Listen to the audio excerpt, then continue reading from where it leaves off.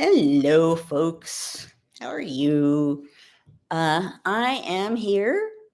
It is 10:33 on Monday, February 16th. Fixing my screen here a little bit. There we go. And I told you I would be here, and I am here. I didn't feel that I could not be here for President's Day. So it's President's Day, and here I am. And hello to everyone, folks coming. Hello. Yay, you guys, you beamed right in there. Excellent. Hello. You don't see me. Well, hopefully you can figure out how to see me. I think everyone can see me. At any rate, if you can't see me, let me know. At any rate, I wanted to talk a little bit about President's Day because, I don't know, seems to me we might want to think about presidents on this day. You know? Like, I don't know what the presidency is supposed to be, what the office is supposed to do, how it was set up, what it's not supposed to do.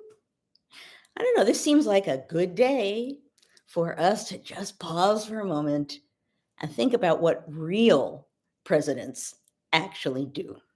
So that is what I want to talk about. I want to talk about the presidency and a little bit about presidents who actually were responsible, took their job seriously.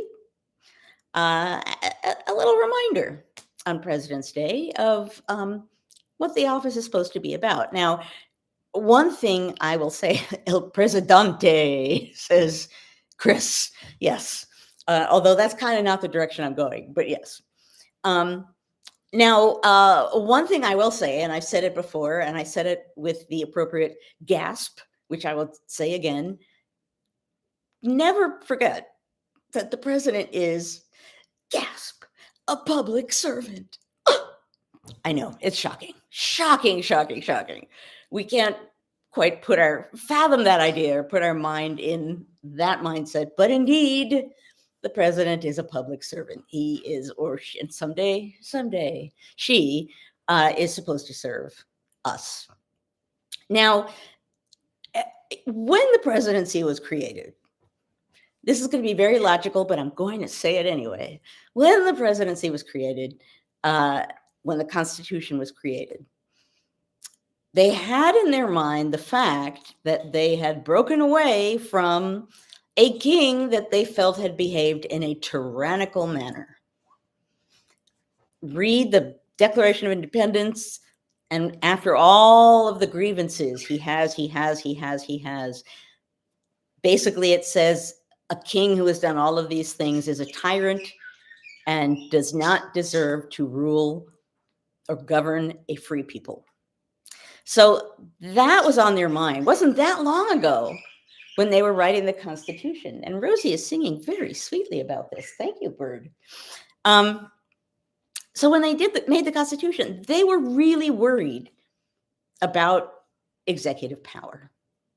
Really worried, because they assumed tyranny is almost the default.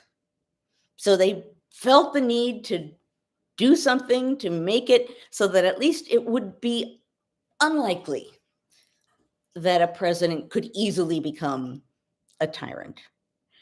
So, all of the checks and balances and the branches and everything else, part of that was an attempt to rein in a president, that there would be other branches of government that had their own jobs to do that would be responsible for reining in the president. Lo and behold, here we are, 2026. Congress and the Supreme Court are kind of not doing that. So not a great moment as far as checks and balances are concerned. However, they were so concerned that the presidency might be too powerful that, and I think I've mentioned this once before, they considered having an executive council, not one man. Because one man, they thought, that's too much power to give one man. If there's three, let's say, three men who are sort of executive council, maybe that would be better because the power would be divided. They decided against that because they thought, well, if there's three of them, one of them can do something wrong and then can hide behind the other two. So if you want to have a president who's responsible for his actions, you got to have one so that whatever he does, he'll be responsible for. And here's another cute idea. Fear of shame will keep him from being as horrible as he might be because he alone will be responsible for his acts. So much for that idea too. However, that wasn't the idea.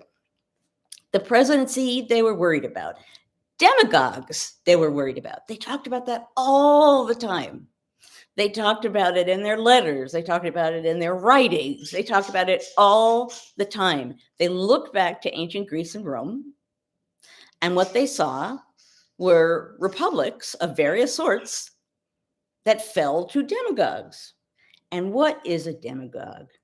In their mind, a demagogue was someone who would say and do anything that it took to appeal to the people, and then once they got power, would do whatever the hell they wanted to do with that power.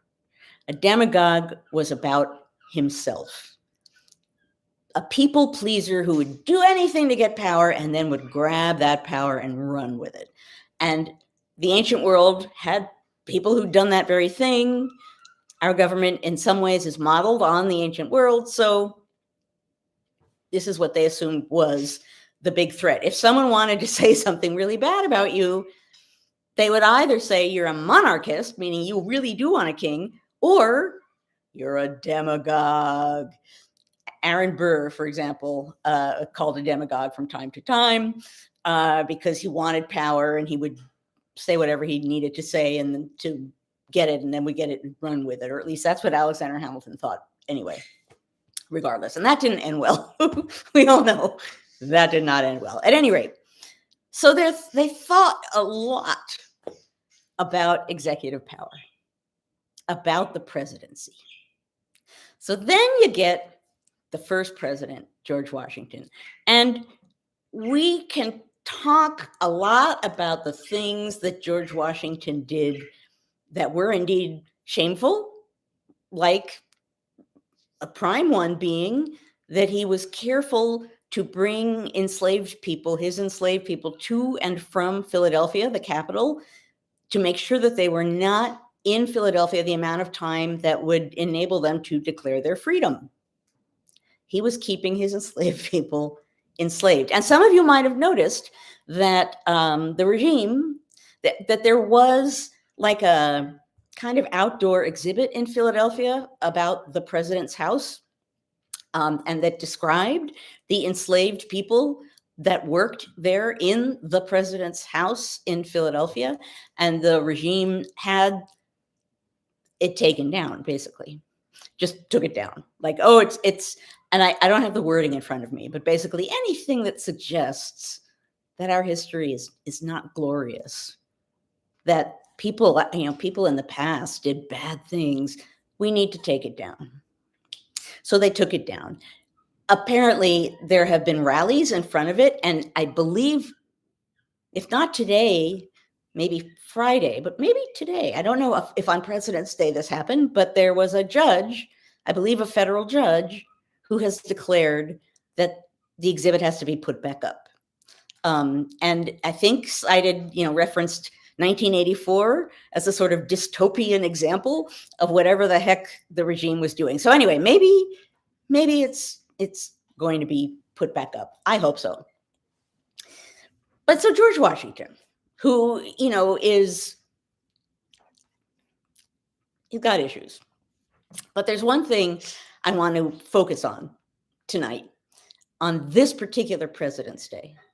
And that is Washington understood that one of his main tasks as the first president was to be not a king. Just don't be a king. I am president, not a king, Washington. He needed very carefully to balance what he was doing and how much authority he had, because he didn't want to seem monarchical, because in his mind and in the minds of a lot of Americans at the time, if he behaved in a monarchical manner, meaning too much finery, too much pomp and circumstance, then the nation would lean that way.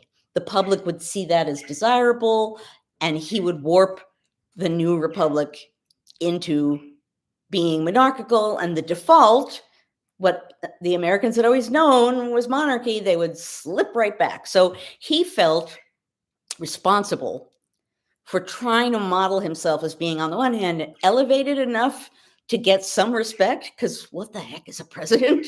And not so elevated that he would seem like a king. And this was not an easy job.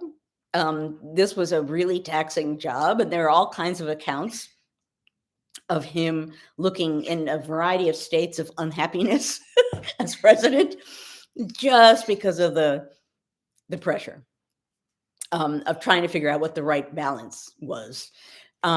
He, you know, and I write about this in the first chapter of my first book, Affairs of Honor.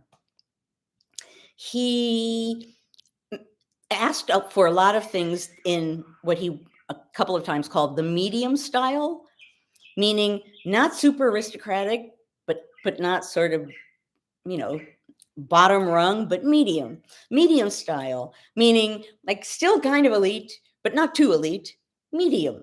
He wanted dishes in the president's house to be the medium style.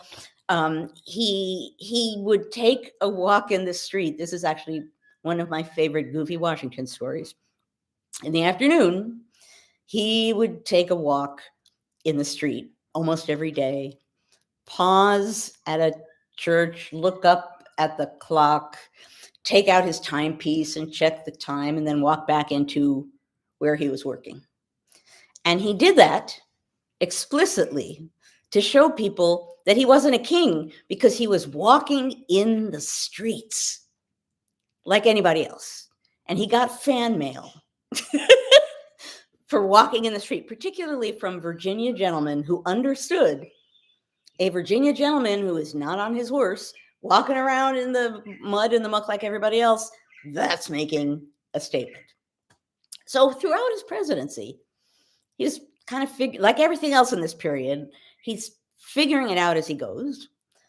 But his main task, or one of them at least, is to not act too monarchical, to not act like a king, to be sure that the American public understood that a president wasn't a king, and that on the one hand, he needed to be respected in the United States and on the world stage. Now, this is another issue, right? The world is kings, and now we've got, you know, Mr. President beaming in. That was tricky.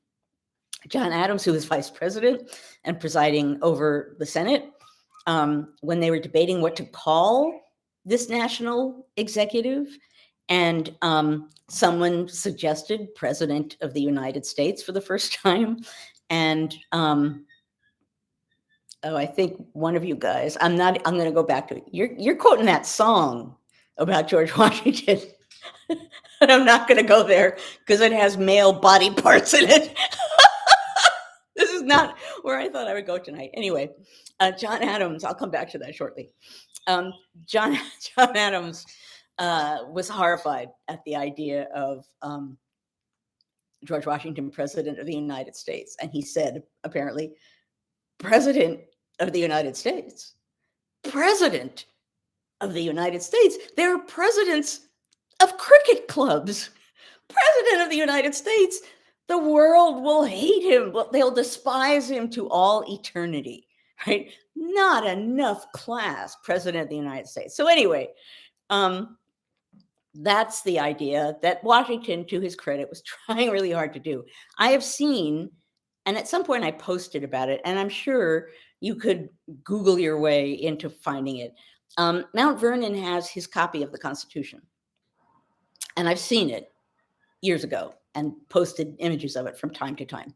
And what's I find striking and kind of moving about it is he's clearly reading through, and anytime there's something about the president, he writes in the margin, president, president. He's trying to figure out his job. He's not assuming all the power is his. Imagine that. A president not assuming that all the power is his. A president not assuming that he owns the country. A president who understands the limits of his job. That is a thing that Washington did well.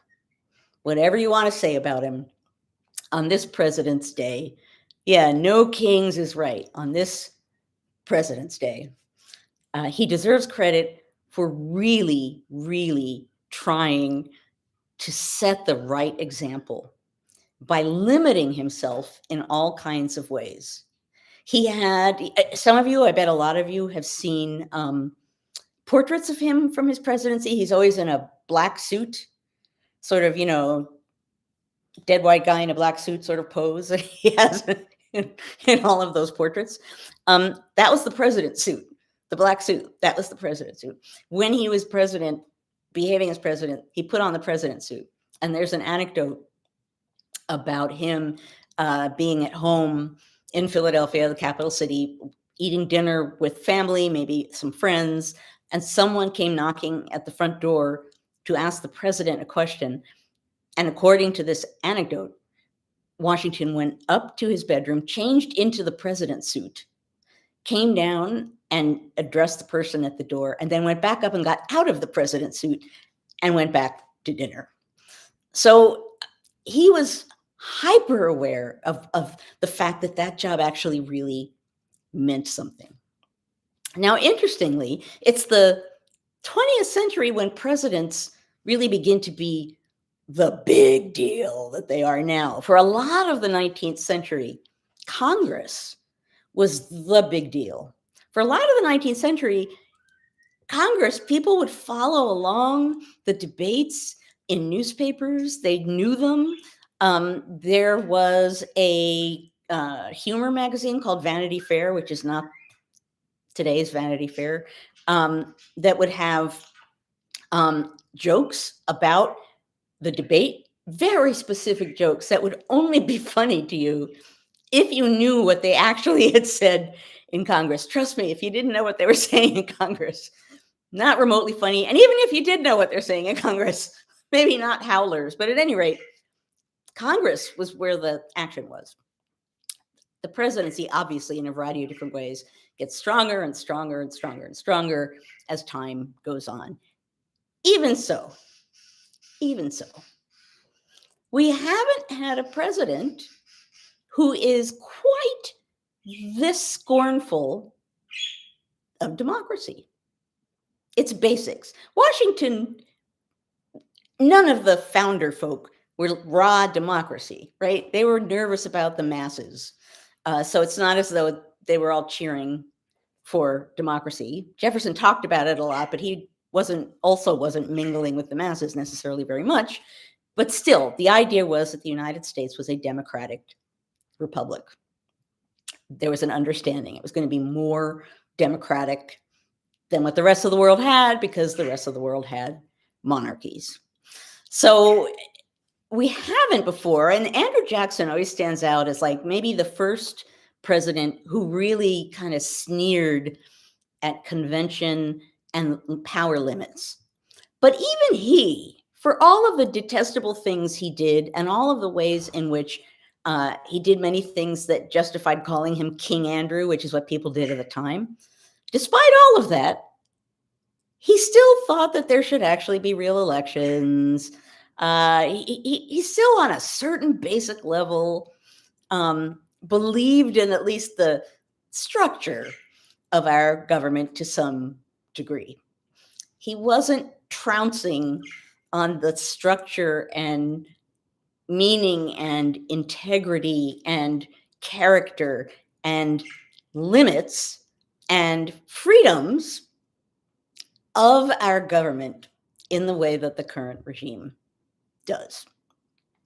So, on this President's Day, I will say, as a historian, you have to know, historians don't like to say first, unique, only, never, right? Whenever you say anything like that, it's always wrong. It's just always wrong. And there's a counterexample, and someone will tell you about it too. So if you're going to say first, unique, and only, you damn well better know because it's going to come and hit you in the face.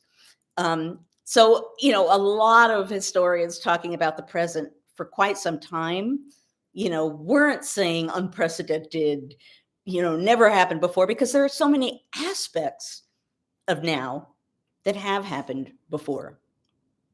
But when you combine the perfect storm of a wannabe dictatorial president, a Congress that's on its back, playing dead, and a Supreme Court that has an agenda, really has an agenda, you've got to kind of, and a lot of people following along with the regime, helpers on a level of folks with power, who also are very happy to say so long to the limits and structures of democracy. You end up with a perfect storm situation that not individual elements, but when you put all this stuff together, this is quite a moment. This President's Day, we have a president who doesn't want to be president. He wants to be a king or a dictator. He really is not president of the United States. Here's a radical statement. He is not the president of the United States because he's not doing what presidents are supposed to do. No limits. Trouncing the Constitution. Who cares about elections? One might argue he is not the president of the United States. On this President's Day, I'll throw that out there, that he's unprecedented himself in some ways. Just like the king kind of unkinged himself, and the Declaration describes that. So on this President's Day, I guess, someone says he wants to be emperor. You fill in the blank. Emperor, dictator, king, whatever. All powerful. You fill in the word that you want. Some ways. Well, yeah, I know. I'm always diplomatic. That's right. Someone says waiting to hear norms. I'm not talking about norms, but now you said that, so now I have to say norms, because how can I not? It's too much fun to say it.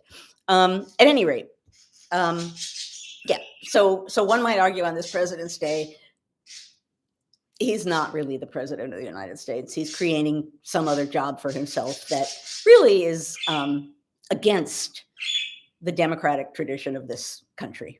For all of its flaws, for all of the ways in which it has not offered justice to all, the democratic aspirations of this country have been really powerful tools for people to claim powers for themselves. And by that, I mean marginalized people to point to the aspirations of our government and say, you're offering them to some people, offer them to us. You can't offer them to some and not offer it to us and live up to the claims you like to make about yourself. All of these things, the possibility of this country, I think, is vast. We haven't fully met it yet, but it can at some point be met. We're certainly not doing a good job right now. And I suppose I do have faith that we can do a hell of a lot better than we've done in the past, assuming, of course, we're allowed to keep learning about the past so that we can see what we've done wrong and then do better in the future. Imagine that! Studying history, studying other presidents, learning what presidents are and are not supposed to do. I say all of this on this particular President's Day. And I say it all in part because the power of the presidency is given to presidents by us. He's a public servant, gasp, I know. But he is. And the power he has is to serve us. And we give that power, and in elections, we can take it away. So maybe on this President's Day, the ultimate message that I want to communicate here is to not forget that basic fact. No matter how much chest beating and performing and goose stepping and threatening and beating and disappearing and shooting and killing that the regime is doing, they've grabbed at power that isn't theirs, it's ours.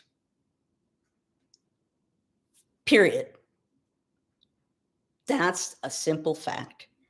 How we will come together and be we the people in a way that can make it clear that we will not fall in line and simply surrender to a new kind of regime, that actually we will stand up and support each other and protect our neighborhoods, that we're ready to stand up for democracy with each other. However it is, and I wish every time I come to this point of this kind of conversation, I sort of lament the fact that I can't say, here's the 5-step plan. I don't have a 5-step plan, and I don't know how long it's going to take us to get out of this moment, and I don't know how precisely we're going to do it. What I do know is, in one way or another, it's going to be us. We will be the ones that do it. The American people will figure out how to throw sand in the gears in ways that make it clear that we're not just going to obey. We're not just going to fall in line, no matter how much a president waves his fists around. There's a lot of fist waving going on right now. And I realize it's hard to sort of wrap your head around the fact that that's a sign of weakness, but it is. If these folks were really strong, there wouldn't have to be quite so much fist waving. If these folks were really strong, they wouldn't be trying to figure out who opposes them. If they were really strong, that wouldn't matter. They're a minority. They know they're a minority. They're sinking fast as far as popularity is concerned. No matter how many times they find ways to make it so that there are no polls that can tell us the ranking of the president. The Gallup poll, poof, gone. Now we're not going to know those ratings anymore about the president. What a surprise. Well, guess what? We're still going to know.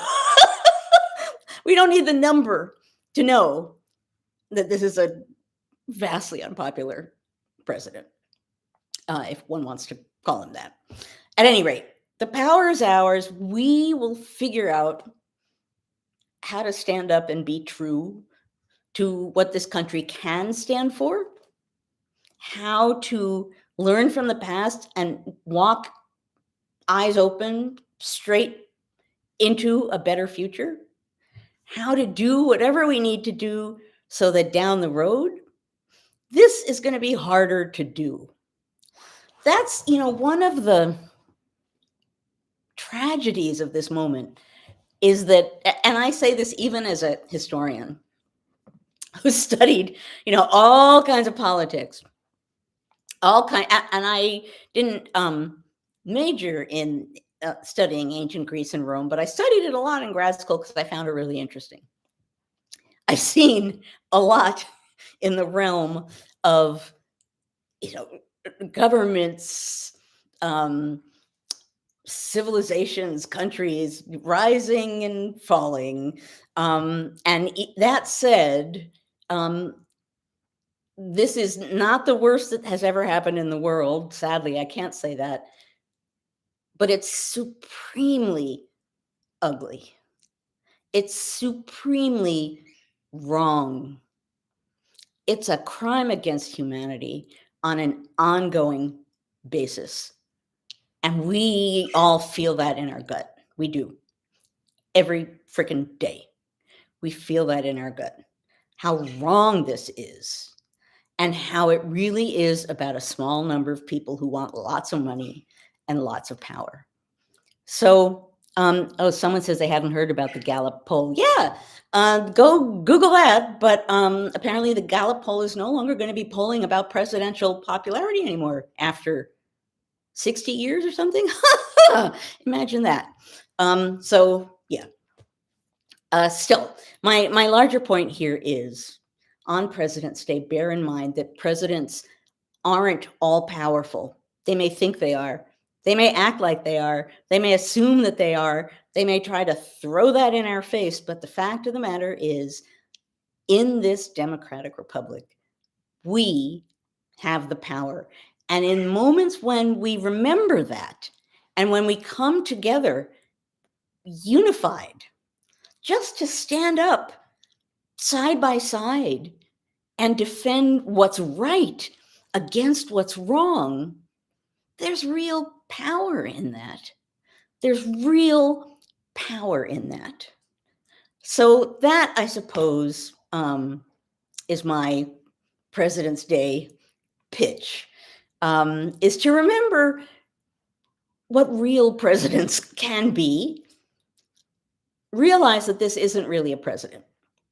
Whatever it is he's creating, however many norms he's violating, whatever he's creating here, this is not how presidents behave. So he's not one. We can have another one someday. We just have to figure out how to come together for that, going to be hokey again, sacred purpose. The sacred purpose of standing up for democracy. Standing up for democracy in a better form than we've had it before. Walking forward in a way that shows we understand what we have, we understand what the hell we've done wrong in the past, and we can do better, a hell of a lot better than this. So don't let this cloud your vision. Don't let this regime cloud your vision. Don't let this, whatever the heck it is, non-president cloud your vision. On this President's Day, remember that presidents are supposed to be people whose power is reined in, because the job ultimately is about us, the American nation, the American people. And George Washington, as I said before, whatever the hell you want to say about him, he was really good at that part of the job. Thought about it a lot, acted on it a lot, really didn't want to look like he had a lot of power, didn't necessarily even want a lot of power, didn't really necessarily want to be president, and definitely didn't want that second term, but was very much being a responsible public servant. So, oh, it's 90 years. Yeah, there you go. Thank you. Unbelievable. Handles, YouTube handles are the best. So it's 90 years. Yeah, that the Gallup poll has suddenly, shock of all shocks, decided not to be doing presidential ratings anymore. Just like if you don't measure how many people have COVID, then you don't know how many people have COVID, and you can pretend like it's not there. If you don't measure climate change, the climate's all fine. This idea, someone just said knowledge is power, education is power. Yeah, sure is.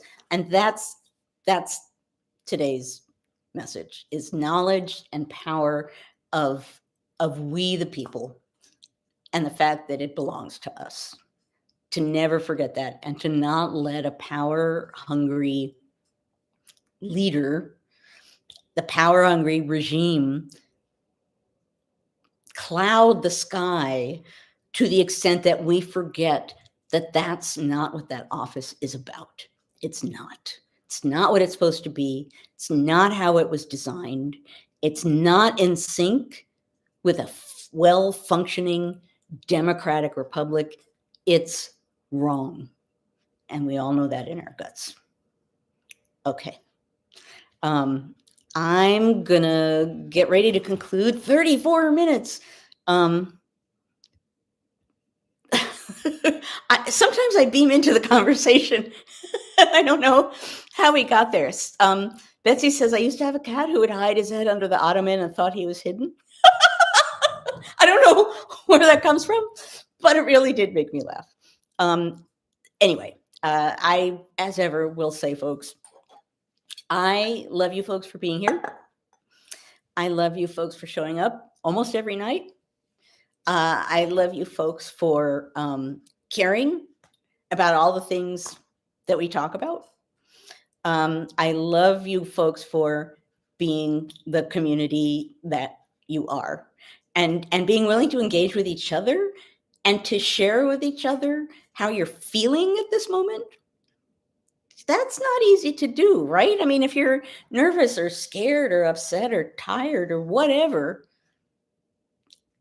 you don't necessarily want to say that to somebody else, but you can do that here. And of course, you can say what Callie Bear 49er says, love, love, love, love, love this community.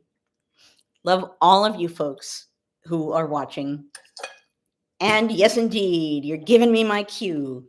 Signing off tonight, wishing us all a big helping of chutzpah for the days ahead. We need it.